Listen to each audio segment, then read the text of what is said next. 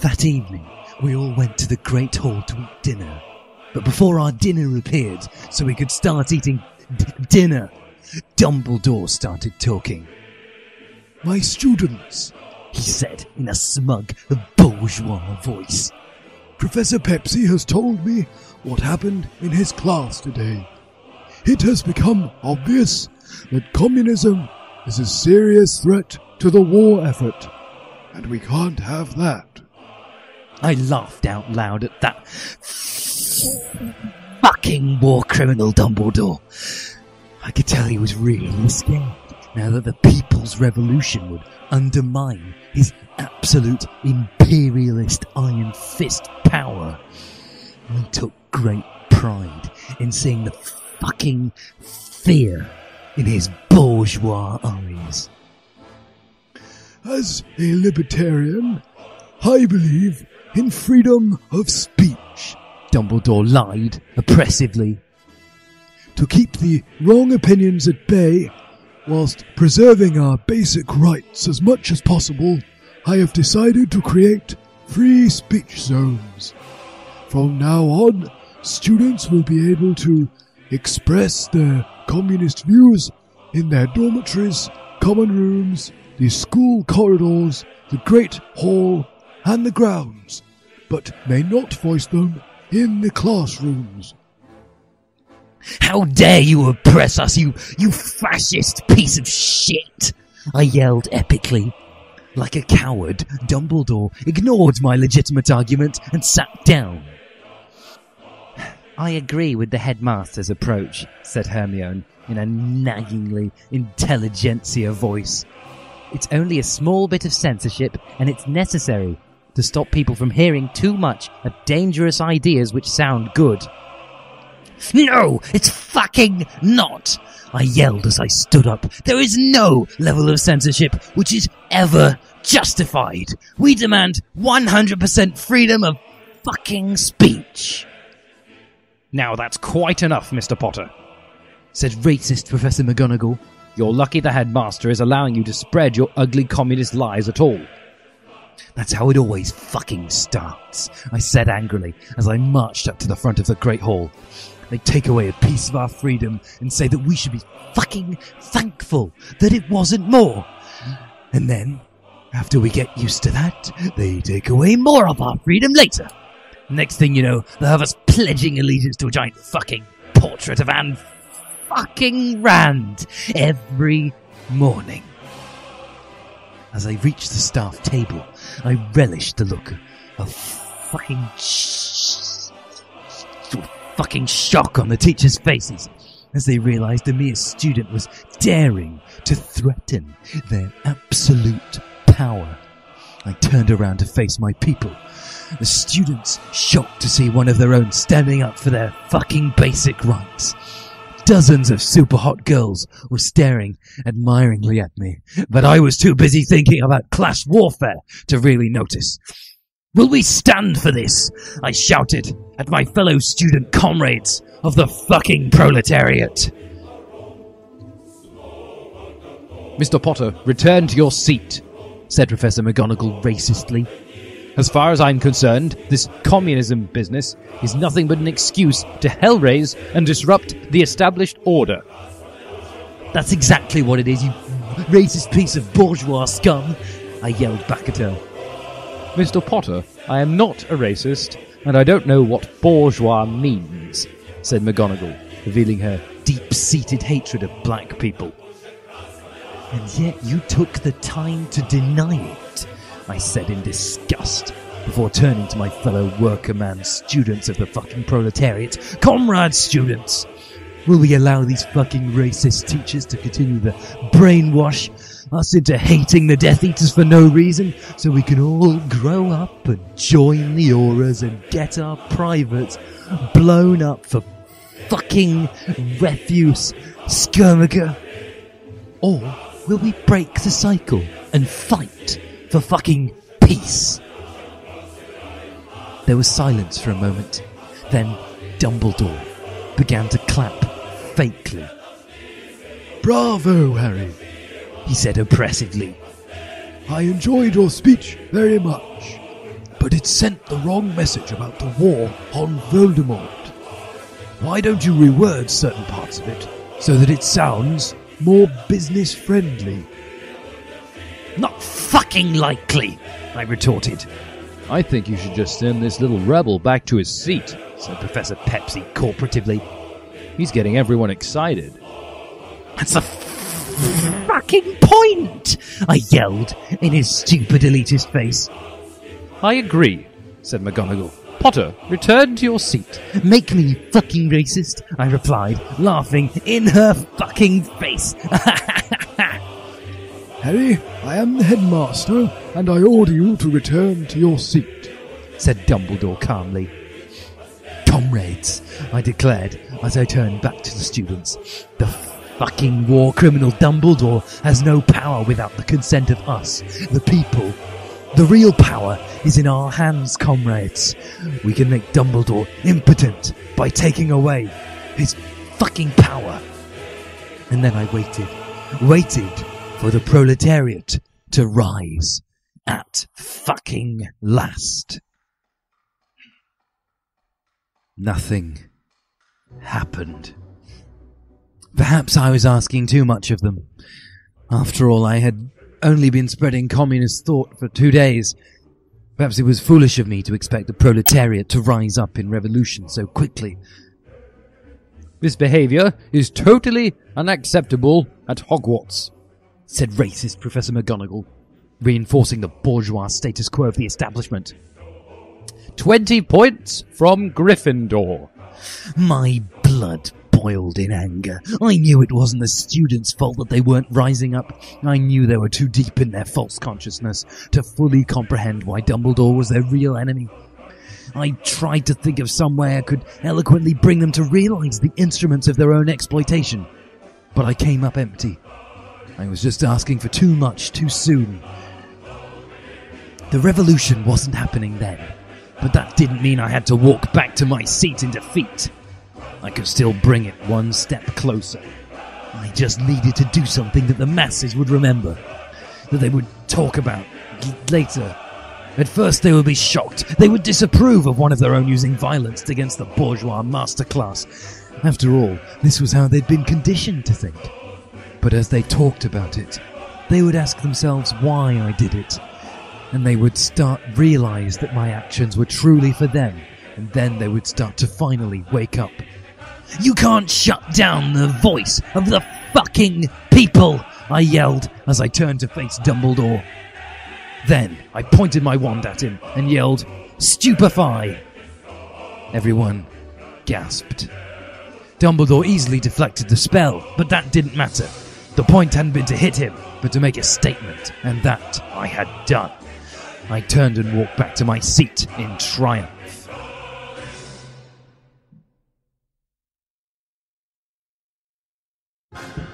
Detention for 1 month, Potter, yelled McGonagall, using racially oppressive language.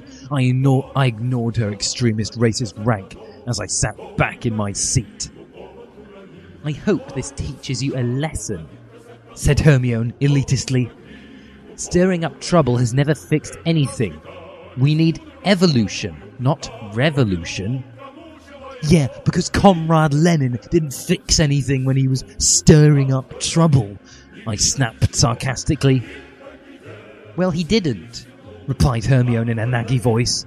The Soviet Union was the evil empire. I know it's true because Reagan said so, and he couldn't possibly have been a tool of the capitalistic system. Why don't you forget about communism and be a liberal like me? We're the ones who truly care about the people. If only you liberals could hear yourselves, I said angrily. You say you care about the workers, and yet you always side with the fucking bourgeois. Liberals are not fighting the capitalist system of imperialist corporate exploitation. They're part of it. There's no need to rebel against the system, said Hermione, in a bourgeois intelligentsia voice. I'm sure it's fine, and all our votes really count. We just need to improve it a bit with some internal reforms and no scary violence. I was so mad at Hermione.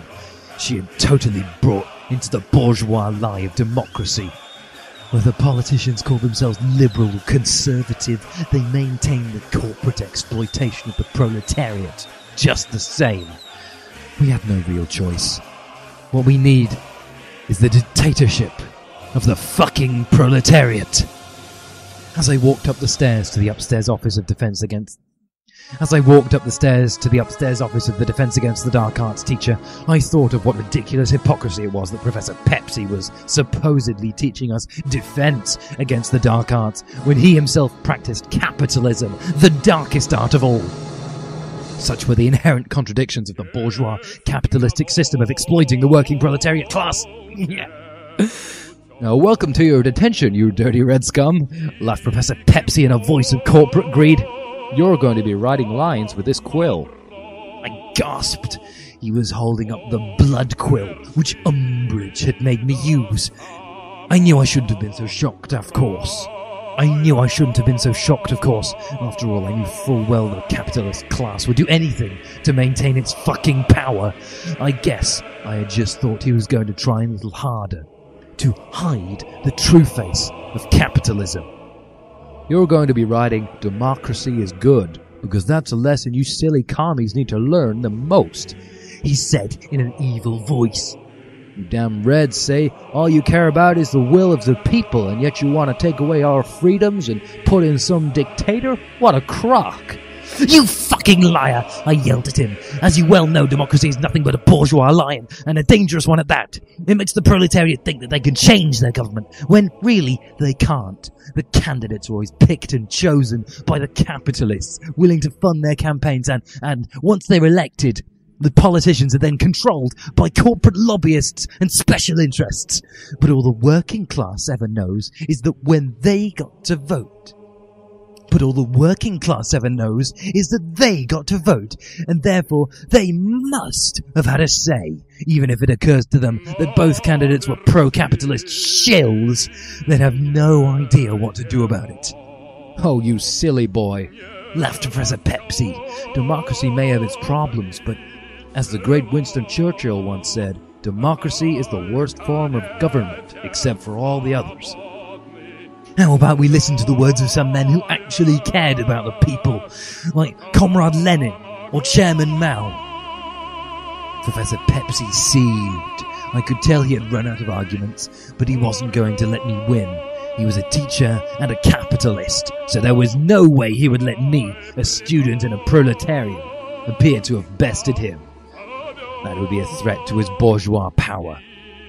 And if faulty arguments weren't going to work, he would have to use force. Shut up, little boy. You know nothing about how the real world works. Start writing now. I began to write the lie which Professor Pepsi had instructed me to. He had a smug smile on his elitist face, thinking that he had beaten me into submission for good, but he would be singing a different tune when the people's revolution of the fucking proletariat came. As I walked into the Gryffindor common room that night, I saw that my actions in the Great Hall had worked. Everyone was looking at me, including some very attractive girls, but I only cared that I lit the spark of revolution in the people. I could tell many of them were still confused about what I had done, and were looking to see what I would do next. To a proletarian deep in false consciousness, my actions must have been completely incomprehensible and unpredictable. It was a joy beyond anything to see them starting to wake up and know that I had done it. I felt like a father seeing his infant child take his or her first steps. I walked to the center of the room. "Comrades," I bellowed, "I have gone to detention for you. I have suffered on your behalf and will continue to for the rest of this month. Now, you must see that it is I, not Dumbledore, who truly stands for the interests of you, the people." "Don't listen to him," said Hermione, who was doing her bourgeois homework. "Communism is a bad idea, which always fails. It may look like Harry's heroically suffering for you, but actually, he's just doing crazy things for no particular reason. I know this is true because there's nothing inherent in the system which would make people want to rebel." "What's this communism thing you're always talking about?" asked Ginny. "What's this communism thing you're always talking about?" asked Ginny in a cutely innocent voice. "It's all very confusing to me." She was very appealing in that girl next door way, But I had more important things to think about than the adorable freckles and medium-large boobs on Ron's little sister. It was then that I realized I had not even explained what communism was to the majority of the students. No wonder they hadn't risen up in socialist revolution. Communism is, in short, the abolition of private property, I explained wisely. Instead of everything being owned by the fucking 1%, the entire community owns everything together. You mean it's owned by the state? Lied Hermione smugly, no doubt terrified of losing her petite bourgeois status. The state is the people, you fascist liar, I yelled in her nag face. It's much better than our current capitalist system, where the state is only 1% of the people. So, if everyone owns everything in common, said Ron, does that mean that I can just take other people's things, since their things would also belong to me? It doesn't work that way, Ron, I explained in a socialist voice. There's a difference between private property and personal property. Under communism, the community gives everyone what they need, but not anything more. Everything is fair that way. As Marx himself said, from each according to his ability, to each according to his need. Wow, that sounds like a great system, exclaimed Pavarotti. Why isn't our country run this way? The average teenage boy would be overwhelmed by a girl as exotically glamorous as Pavarotti, even paying attention to him. But I hardly noticed her shapely feminine body, as I was concerned with a greater cause than delicious sex with her. Because the fucking capitalists don't want it run that way, I replied with a hollow laugh. They love their bourgeois money more than anything in the world. So why shouldn't they love a system where they get to exploit 99% of the people for even more money? They use their complete control over the fucking Western media to brainwash us all into thinking that we have high standards of living, and communists are evil madmen who hate freedom. Of course, they mean freedom for the bourgeois to exploit the proletariat. The only way to put a stop to it is for the working class to recognize the instruments of exploitation and rise up in socialist revolution. Boo! Yelled Rhonda Vane, who was really ugly and fat. She was also wearing an ugly t-shirt with the anarchist A on it. Of course, I didn't pay any attention to her awful appearance or let it influence my opinion of her views in any way. Down with the red bureaucracy, Romilda whined in a snotty voice. Anarchism is the only true freedom. The only true hope for the masses to escape the shackles. Let's get rid of this state right now and just assume that capitalism will magically disappear by itself. You stupid anarchist. I laughed uproariously. Communism is the only path to a stateless society, and you don't really understand what the vanguard party is if you think it's some kind of bureaucracy. No, it is a bureaucracy, insisted Romilda outrageously.